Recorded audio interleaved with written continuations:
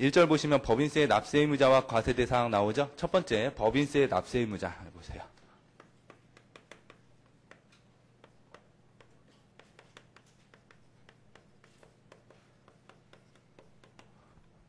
납세 의무자인데요. 지금 법인세법이니까 누가 내는 거냐? 법인이 벌어들인 돈이 있으면 소득에 대해서 세금을 납부하는 게 법인세니까 납세 의무자는 당연히 법인이 될 거예요. 법인. 뭐 당연한 얘기고. 이러한 법인을 법인세법에서는 네 가지의 법인으로 나뉩니다. 우리 회원, 핸드폰 회원 같은 경우에도 VVIP 있고, VVIP도 있고, 등급이 나뉘는 것처럼, 법인도 네 가지의 법인으로 나뉘어요. 납세의무자. 어떻게 나누냐면, 내국법인하고요. 외국법인으로, 나뉘고요. 그 다음에, 영리법인하고, 비영리법인하고 이렇게 네 가지로 나뉘어요. 우리 남학생들 국방의 의무를 이행할 때 1급 현역이 있고 4급 상근 예비역이 있고 5급 공익 요원이 있고 그렇잖아요. 다 마찬가지예요. 그래서 납세 의무자 이제 법인세법에서 네 가지의 법인으로 나뉘는데 첫 번째로 내국법인하고 외국법인을 나누는 기준이 뭐냐? 얘는 본점이에요. 본점이 어디냐? 본점 소재지. 본점 소재지가 우리나라에 있으면 내국법인이라고 하는 거죠. 그래서 외국에 있으면 외국법인이 되는 것이다. 그래서 본점이나 또는 주사무소, 그다음에 주된 사업을 총괄하는 장소가 어디냐에 따라 가지고 내국법인과 외국법인으로 나뉘는 거고. 다음에 영리법인이냐 비영리법인이냐 요 네 가지 요거를 나누는 기준은 뭐냐면 당연히 영리성 유무죠. 영리성이 있느냐 없느냐에 따라 가지고 영리법인하고 비영리법인 이렇게 나뉜다. 보시면 되겠어요. 내국법인에 만약에 해당이 된다라고 한다면 법인세를 어떠한 것에다가 법인세를 납부해야 되는 애들이냐? 얘는요, 국내뿐만 아니라 국외에서 벌어들인 모든 소득에 대해서 세금을 내야 된다. 이런 내용이에요. 내국법인에 해당한다라고 한다면 국내뿐만 아니라 국외에서 벌어지는 소득까지도 세금을 내라. 이런 거고요.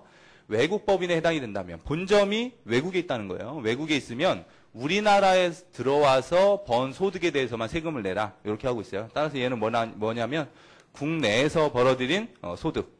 국내 원천소득이라고 부르는데 어쨌든 국내에서 벌어들인 소득에 대해서만 세금을 내라라고 하는 거죠. 그래서 우리나라 삼성전자, 유럽에도 진출해 있잖아요. 그러면 삼성전자가 번 소득, 우리나라에서 당연히 번 소득뿐만 아니라 유럽에서 번 소득도 세금을 내야지 되는 거고요. 아이폰 회사가 미국에 이제 본점을 두고 있으니까 이제 외국법인 될 거고 우리나라에 들어와가지고 이제 아이폰을 팔아가지고 돈을 벌게 될 건데 우리나라에서 벌어들인 소득만 세금을 내는 것이다. 미국에 있는 아이폰 회사한테 법인세 내라. 본점에서 벌어들인 소득에 세금을 내라. 과세권도 미치지 않죠. 그러니까 국내에 벌어들인 소득에 대해서만 세금을 내는 것이다. 이렇게 보시면 되겠고요. 다음에 영리법인. 영리법인의 경우에는요, 어떤 것에 이제 세금을 내야 되냐면 모든 소득이에요. 벌어들인 모든 소득에 대해서 세금을 내는 것이다. 그래서 일반적인 법인이 되는 것이고 비영리법인은 뭐에 대해 세금을 내야 되는 거냐면 그걸 알기 전에 먼저 비영리법인이란 뭐냐 그것만 좀 먼저 말씀을 드릴게요.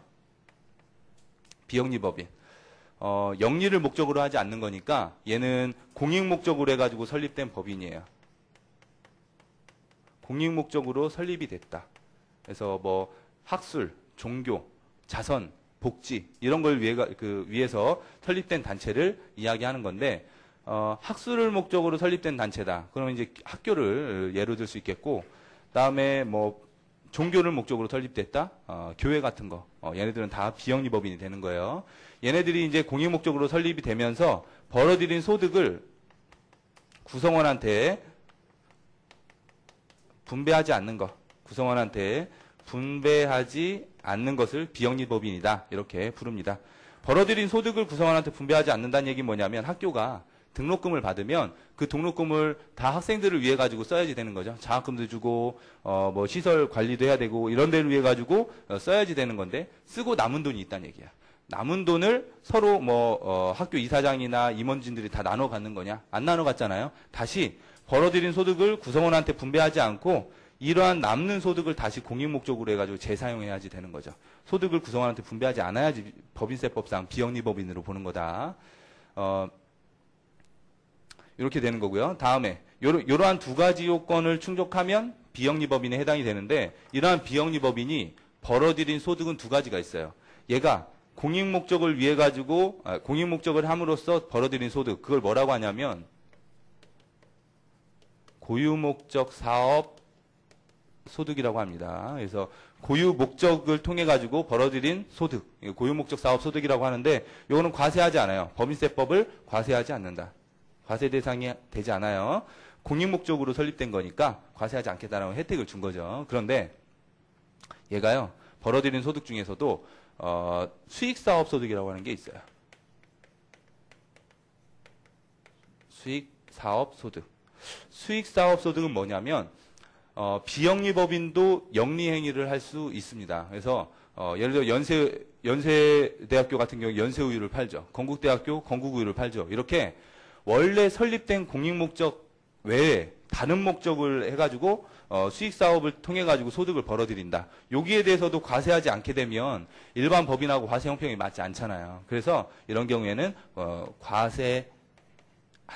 그 형평을 해가지고 과세하도록 되어 있다. 따라서 비영리법인은 고유목적 사업소득은 과세하지 않지만 어디에만 과세한다? 수익사업소득에만 과세한다. 이렇게 되는 거예요. 그래서 비영리법인의 경우에는요. 수익사업소득에 대해서 과세하도록 이렇게 하고 있는 겁니다. 그래서 법인은 네 가지 법인으로 나뉘고요. 각 법인이 내야 되는 소득의 범위가 다른 거죠. 각 법인이 내야 되는 소득의 범위가 이렇게 달라진다. 이렇게 보시면 되겠습니다. 그래서 이렇게 되시고요. 두 번째 보시면 137페이지에 법인세 과세 대상 이렇게 나와 있죠. 과세 대상은 한번 보시면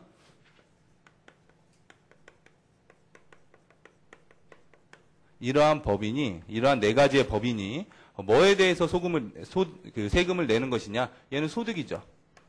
법인이 벌어들인 소득에 대해서 세금을 매기는 게 이제 법인세니까 소득에 대해서 세금을 내는 것이다. 그럼 이제 법인을 네 가지의 법인으로 나눴던 것처럼 소득도 세 가지의 소득으로 나뉩니다. 첫 번째 어떤 소득이 있냐면 각 사업연도 소득이라고 하는 게 있어요. 각 사업연도 소득이라는 하는 게 있고 두 번째로 청산소득이라고 하는 게 있고요. 세 번째로 토지 등 양도소득이라고 하는 게 있어요. 이렇게 이제 소득을 세 가지의 소득으로 나뉘는데 첫 번째로 각 사업연도 소득이라고 하는 건 뭐냐면 각 사업연도잖아요. 사업연도. 회계학에서의 회계 기간하고 똑같은 얘기예요. 얘가 사업연도라고 하는 게 회계 기간에 벌어들인 소득, 즉 1년 동안 벌어들인 소득이 얼마냐. 그 소득에 대해 세금을 매기겠다는 거예요. 그걸 각 사업연도 소득이라고 하는 것이다. 회계학상의 당기순이익과 똑같은 개념이에요. 당기순이익. 회계학에서 당기순이익 한번 보시면 당기순이익 어떻게 구했어요? 수익에서 비용을 빼가지고 이렇게 당기순이익을 구했잖아요. 요거랑 비슷한 개념인데 각 사업연도 소득은 어떻게 구하냐면 얘는요. 수익에서 회계학의 수익 개념이 세법에서는요 입금이라고 불러요. 입금이라고 부르고 비용을 세법에서는 송금이라고 봅니다. 송금. 그래서 입금에서 송금을 빼가지고 각 사업연도 소득을 구하는 거예요. 회계학에서는 수익 비용을 두 개를 빼가지고 당기순이익을 구하는 것처럼 세법도 입금에서 송금을 빼가지고 1년 동안 벌어들인 소득을 구한다. 여기에 세금을 매기면 되는 거다. 이렇게 보시면 되겠어요. 이게 이제 각 사업연도 소득이라고 하는 것이다. 다음에 청산소득인데요. 청산소득은 뭐냐면 청산이라고 하는 개념을 뭔지 아셔야죠. 청산 개념은 뭐냐면 회사가 문을 닫으면서 회사가 문을 닫는 걸 뭐라고 하냐면 해산이라고 해요. 해산. 회사가 문을 닫는 걸 해산이라고 하는데 회사가 문을 닫으면 어떤 일이 발생을 하는 거냐면 한번 보시면요. 문 닫을 당시에 재무상태표가 있었어요. 여기 보시면 자기 돈 자본금이 200원 있었어. 자본금 200원이 있었고요. 그다음에 은행으로부터 돈을 꺼왔어요. 부채 300원. 그래서 내 돈 200원, 은행 300원 두 개 합해가지고 500원이죠. 요걸 가지고 이제 장사를 했던 거야. 그래서 해당 자산을 500원으로 해가지고 샀어요. 이렇게. 그래서 요 해산 당시에 회사가 문을 닫을 당시에 이러한 재무상태표 상태가 있더라. 문을 닫았으니까 어떠한 일이 발생이 되냐면 남아있는 자산이 이제 필요가 없잖아요. 얘를 파는 거야. 바깥으로 판다.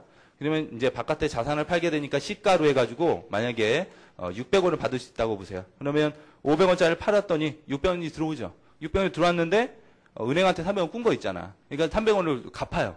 그럼 내 주머니 이제 300원 남았죠. 그런데 애시당초는 200원은 내 돈이었잖아요. 그러니까 원래 투입 자금을 빼. 그럼 얼마 번 거예요, 지금? 100원 버는 거잖아. 그게 청산소득이에요. 그 100원에 대해서 세금을 내면 되는 거야. 그러면 회사가 예를 들어서 12월 31일 날 문을 닫았어요.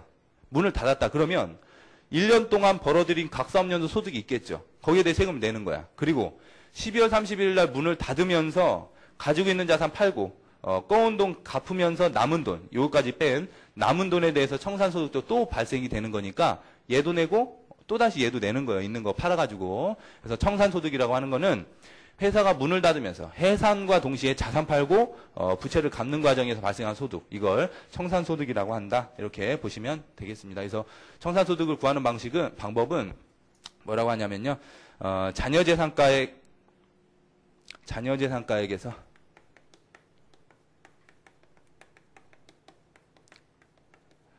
빼기 세법상 자기 자본을 뺀다. 이렇게 해서 구합니다. 그래서 자녀재산가액이라는 건 뭐냐면 자산을 600원 주고 팔았다가 자산 팔고 부채까지 갚는 거. 자산 팔고 부채까지 갚는 요 행위 있죠? 얘를 자녀재산가액이라고 하는 거예요. 그러니까 600원에서 300원 빼가지고 300원 남았죠. 이렇게 300원 남았고 자기 자본 원래 내 돈 200원을 뺐죠. 이렇게 빼가지고 100원을 구한 게 청산소득이 되는 것이다. 얘는 나중에 가가지고요, 12장에서 또 이제 자세하게 또 배울 거예요. 이 정도로만 좀 기억해 두시면 되겠다. 그래서 청산소득이라고 하는 건 뭐냐면, 또 하나. 청산으로 인한, 미실현 수익의